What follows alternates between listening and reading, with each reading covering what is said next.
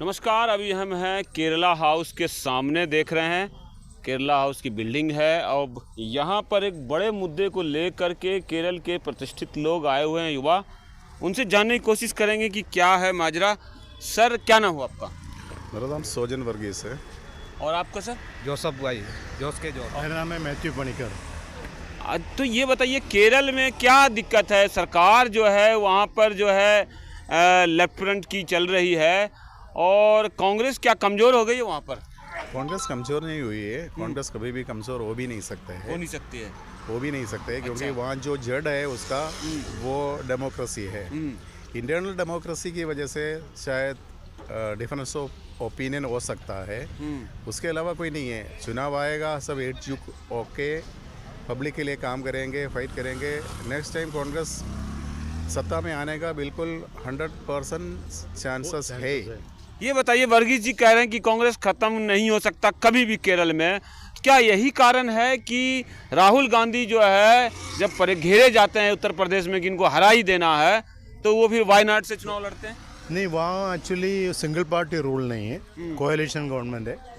8-10 पार्टियों का एक रूलिंग कॉम्बिनेशन है। ओपोजिशन में भी रूलिंग कॉम्बिनेशन में 8-10 पार्टी है, तो ग्रुप पॉलिटिक्स वहाँ ज़्यादा करके है। लेकिन ग्रुप का लीडर ओपोजिशन का कांग्रेस है और रूलिंग पार्टी का मार्क्सिस्ट पार्टी है।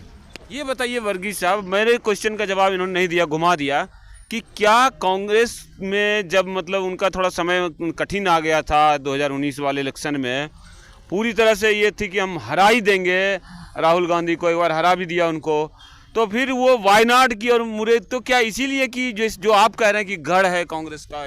इवन राहुल गांधी को सीपीएम के लोगों ने भी वोट दिया है, और ज़्यादा बीजेपी को जो वोट देने वाले वो भी राहुल गांधी को वोट दिया हुआ है।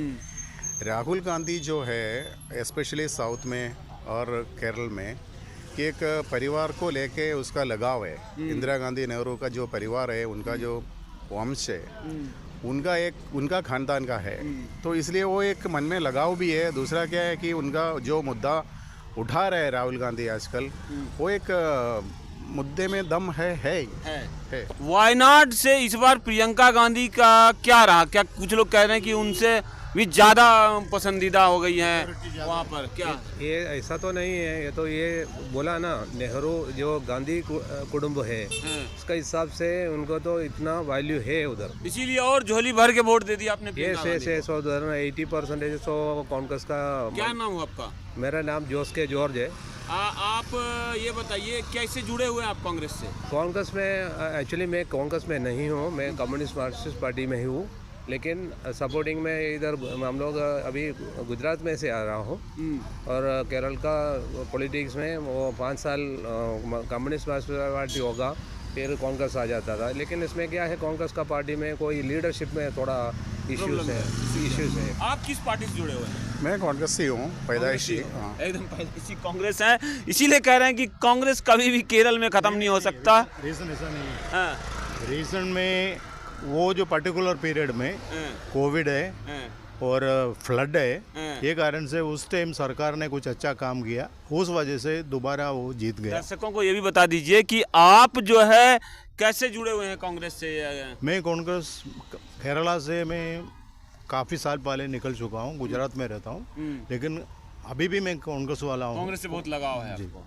क्या लग रहा है वर्गीस साहब, आप ही मुख्य कांग्रेसी हो गए, आज का जो मुद्दा है यहाँ केरला हाउस में कि कांग्रेस में दिक्कत है, क्या बदलाव, क्या चाहिए, किस लिए आए हैं लोग? और लीडरशिप का चेंजेस वो होते ही रहते हैं, कोई भी पार्टी में रहता है। और जो कांग्रेस में क्या है कि बहुत से ज़्यादा सक्षम लोग है ही लीडरशिप में, उनमें से कोई आए उसमें कोई फ़र्क तो पड़ने वाला नहीं है। पार्टी तो अभी भी जो लीडरशिप है उनके नेतृत्व में चुनाव लड़े तो भी कोई दिक्कत नहीं है, और जो नया कोई आ गया उनके नेतृत्व में भी लड़े तो कोई दिक्कत नहीं। लेकिन ये क्या है, बहुत बड़ी पार्टी है, अंदर में क्या है कि इन साइड में जो डेमोक्रेसी है, इसलिए मतभेद होता ही रहता है, लेकिन आखिर में एक मतलब एकजुट होकर आएगा ही आएगा, कोई दिक्कत। जो बीजेपी है लगभग पूरे देश में फैल चुकी है, केरल, आंध्र प्रदेश और जो है आपका तमिलनाडु बचा हुआ, वहाँ फिल्म स्टारों को आगे करके और धर्म की पॉलिटिक्स के सहारे आपके वहाँ से भी जो है कांग्रेस को खदेड़ना चाहती है कम्युनिस्ट को, क्या कहेंगे इस पर? वो एक टाइम बिंग